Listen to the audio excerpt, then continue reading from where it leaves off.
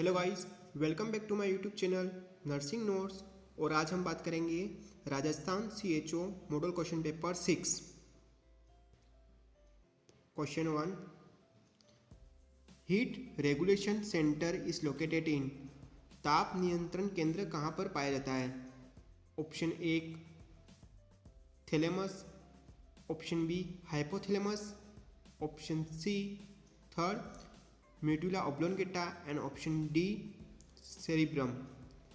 The correct answer is option B hypothalamus.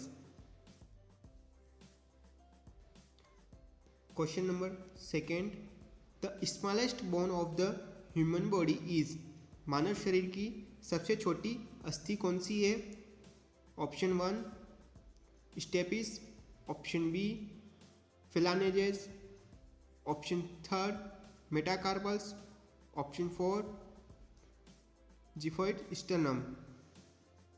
The correct answer is option 1 stapes. Stapes ear bone होती है जो कि सबसे smallest bone होती है। इसके बाद question third, the function of the fallopian tube is. Fallopian tube का कार्य क्या है? Option 1 secret of oestrogen and progesterone hormone, option second passage way of fetus, option third occurrence of fertilization, and option 4 development fetus. The correct answer is option third निशेषण होता है, मतलब occurrence of fertilization। जो fertilization की जो process होती है वो fallopian tube के एम्पुलर पार्ट्स में अधिकतर होती है। Question number 4, normal respiration of healthy person is. एक वयस्क में श्वसन दर होती है। ऑप्शन 1 5 to 10 पर मिनट, ऑप्शन सेकेंड 10 to 15 पर मिनट, ऑप्शन थर्ड 15 to 20 पर मिनट, एंड ऑप्शन 4 20 to 13 पर minute. The correct answer is option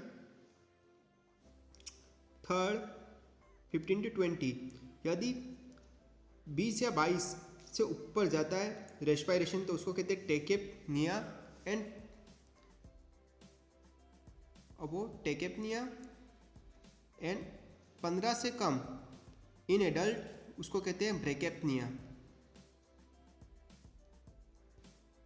question number 5, kidney is situated, मतलब किडनी का सिचुएटेड होती है। Option 1 in abdominal cavity, option second in pelvic cavity, option third in thorax cavity, and option 4 in dorsal cavity. The correct answer is option 1 in abdominal cavity. जो kidney जो situated होती है वो abdominal cavity में होती है, जो कि पोस्टीरियर साइड में होती है। Question number 6, total number of chamber in human hearts is. मतलब हार्ट्स में कितने चेंबर होते हैं? Option 1 4, option second 1, option third 2, and option 4 3। The correct answer is option 1 4, 2 ventricle and 2 atrium, जो कि राइट एंड लेफ्ट में डिवाइडेड होते हैं, इसलिए वो 4 चेंबर होते हैं और 4 वॉल्व होते हैं। Question number 7, the only artery which supplies oxygenated blood. Option 1 pulmonary artery, option second hepatic artery, option third gastric artery, and option 4 renal artery. The correct answer is option 1 pulmonary artery. Pulmonary जो artery होती है वो deoxygenated blood supply करती है।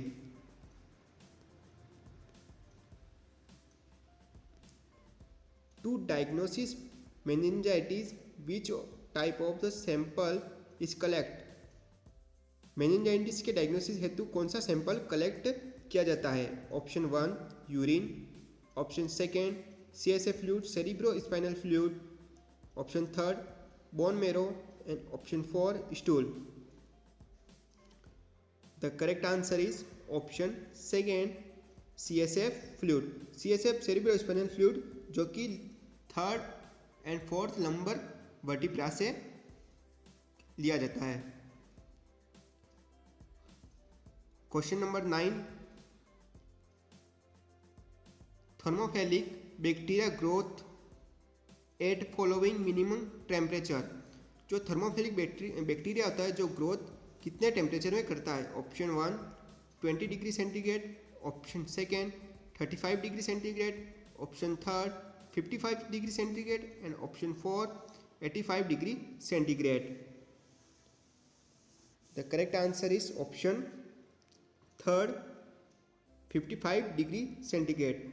Thermophilic जो कि bacteria growth करता है वो 55 डिग्री टेम्परेचर में सेंटीग्रेड के टेम्परेचर में करता है। Question number 10, life cycle of malaria parasite was first described bye. Malaria parasite का जीवन चक्र सर्वप्रथम किस वैज्ञानिक ने वर्णित किया था। Option 1 Ronald Ross, option b Robert Koch, option third Louis Pasteur and option 4 betting and Bates. The correct answer is option 1 Ronald Ross. Ronald Ross ने मलेरिया पैरासाइट का लाइफ साइकिल का डिस्क्राइब किया था। Question number 11, HIV virus belong to which of the following group. HIV virus निम्न में से किस समूह का वायरस है। Option a flavivirus, option b retrovirus, option third rhabdo virus and option fourth hepadna virus. The correct answer is option second retro virus. Retro virus से belong करता है HIV वायरस। Question number 12, in following which is a vector borne disease. निम्न में से कौन सी vector borne disease है। Option 1 diphtheria, option second dengue, option third tetanus and option 4 measles खसरा। The correct answer is option second dengue. Dengue जो कि vector borne disease है, मलेरिया हो गई, इस तरह की डिजीज जो होती है उसको वेक्टर बोर्न डिजीज कहते हैं। Question number 13, which of the following is antidote for a patient with overdose of heparin. Heparin के ओवरडोज के मरीज हेतु कौन सी एंटीडोट देते हैं। Option 1 protamine sulphate, option second vitamin K, option third atropine sulphate and option 4 physostigmine. The correct answer is option 1 protamine sulphate. जो protamine sulphate होती है जो कि हेपेरिन के ओवरडोज के एंटीडोट्स के लिए यूज की जाती है। Question number 14, paracetamol medicine is drugs is. Option 1 antipyretics, option second antitussive, option third antihistamine antiemetic and option 4 antiemetic. The correct answer is option 1 antipyretics. जो paracetamol जो drug होती है वो एंटीपायरेटिक ड्रग होती है। Question 15, morphine is a contraindication in. Option A angina, option B bronchial asthma, option third pancreatitis and option 4 MI।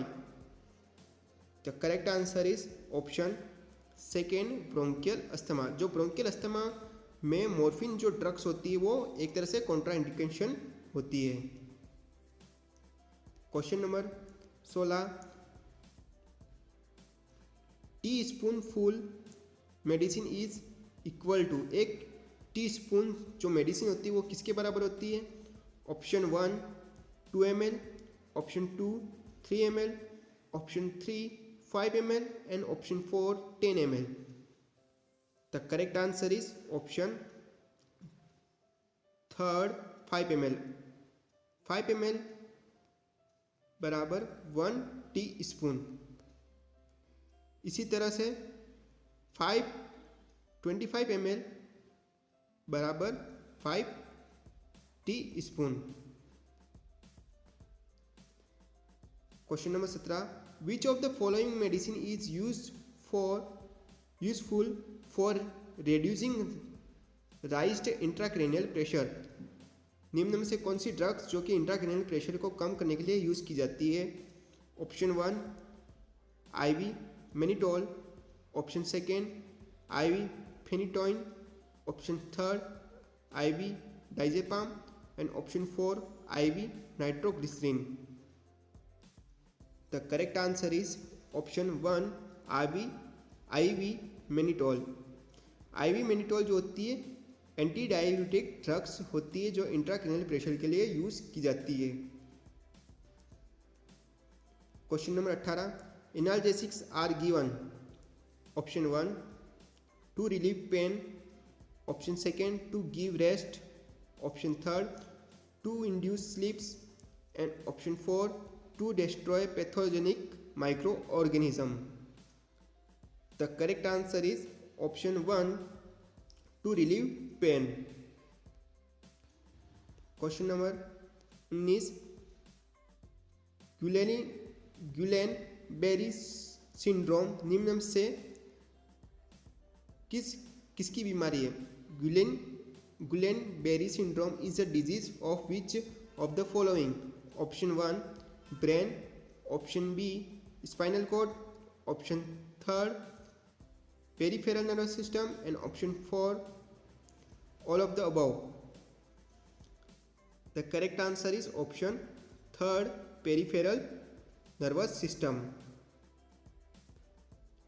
Question number 20, which of the following is not a parameter of Glasgow coma scale? Option 1 eye opening, option B pupillary response, option 3 verbal response and option 4 motor response. The correct answer is option 2 pupillary response. Actually जो Glasgow-coma जो scale होती है उसमें first one I opening, verbal response and motor response देखा जाता है, जिसमें पिपुलरी response का कोई मतलब नहीं है। तो हमारा करेक्ट आंसर है option 2 pupillary response. Question number 21, rice water stool is typical finding in the case. चावल के पानी जैसी दस्त किस की विशेषता है? ऑप्शन ए क्लोलेरा हेजा, option 2 typhoid, option 3 ulcerative colitis and option 4 एम्बोसिएसिस।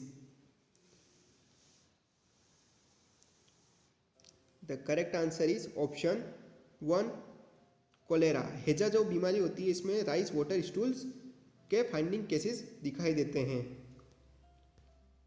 Question number 22, full form of CPR। Option 1 cardiopulmonary resuscitation, option 2 cardiopulmonary reflex, option 3 cardiopulmonary restriction, option 4 chronic pulmonary replace. The correct answer is option 1 cardiopulmonary resuscitation.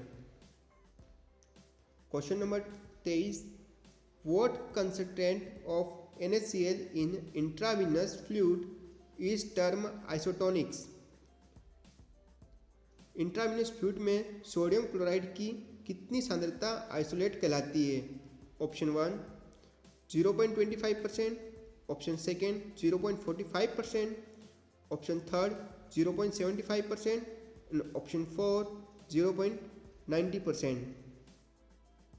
The correct answer is option 4 0.90%, जो कि IV जो fluid होता है उसमें NaCl present होता है, जो isotonic कहलाता है।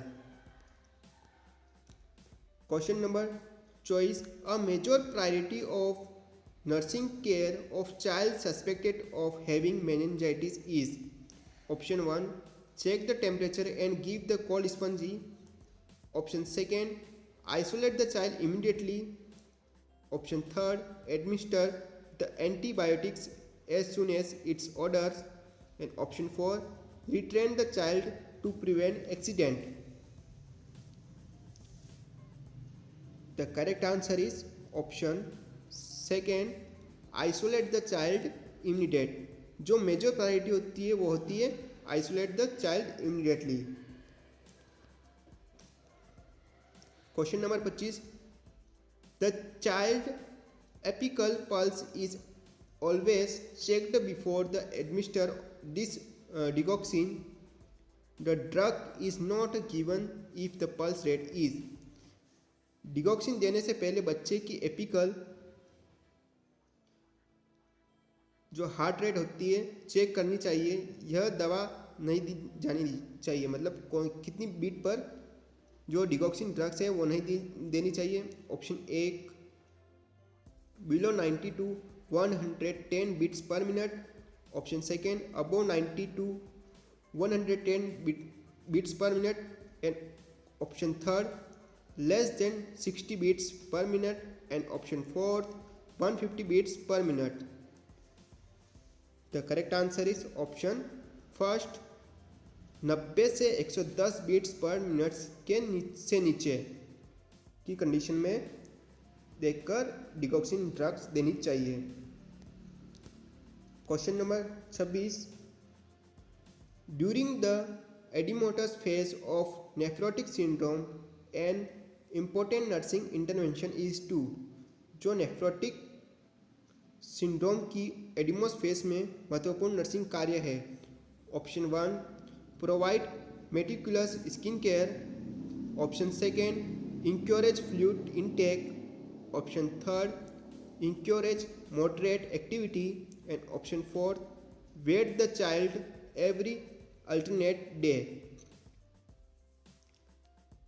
The correct answer is option 1 provide meticulous skin care.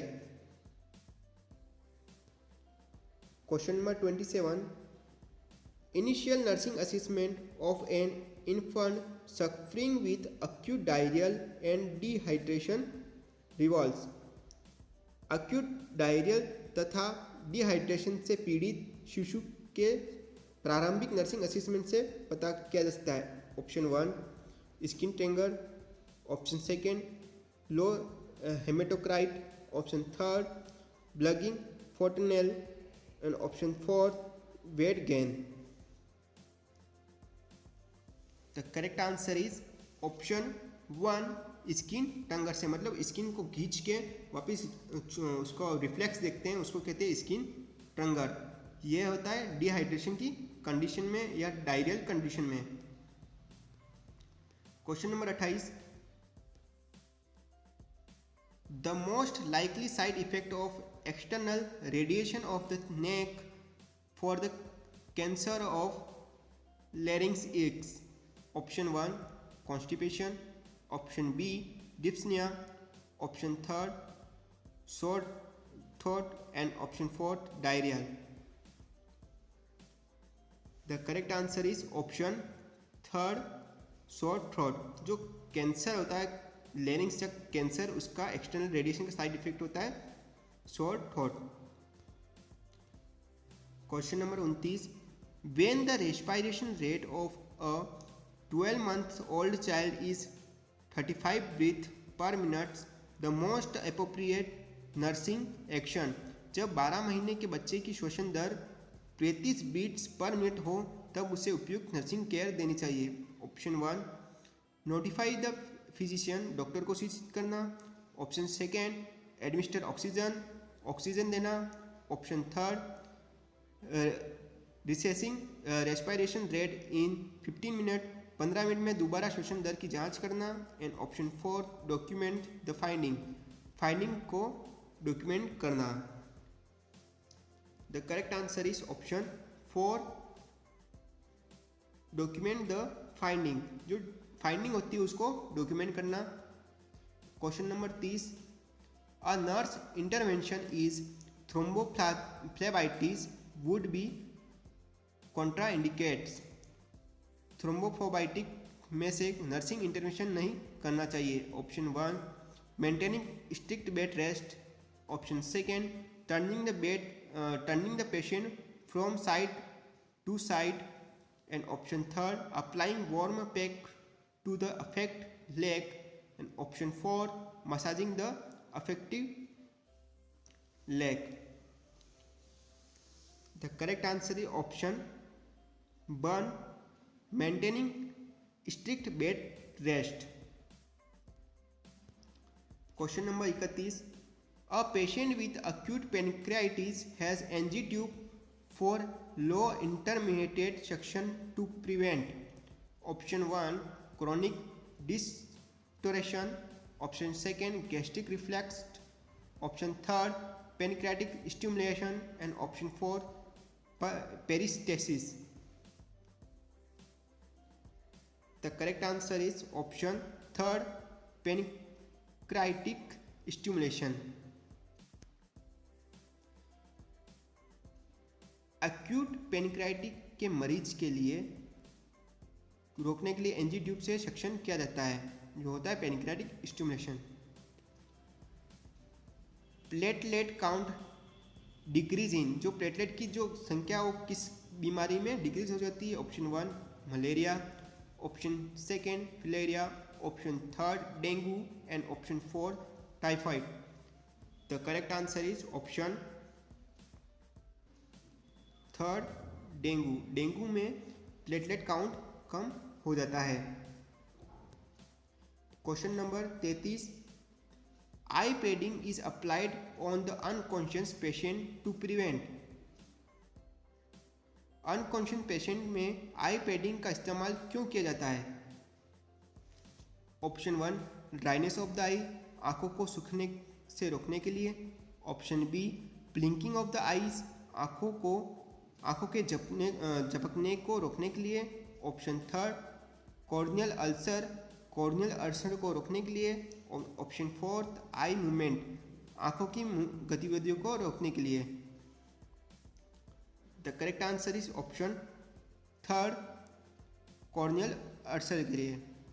जो कॉर्नियल जो अल्सर होता है उसको प्रिवेंट करने के लिए आई पैडिंग यूज करते हैं अनकॉन्शियस पेशेंट में। Question number 34, hepatitis A is caused. Hepatitis जो ए जो होता है वो किसके कारण होता है। Option 1, due to infected blood transfusion, जो इन्फेक्टेड ब्लड है उसके ट्रांसफ्यूजन से।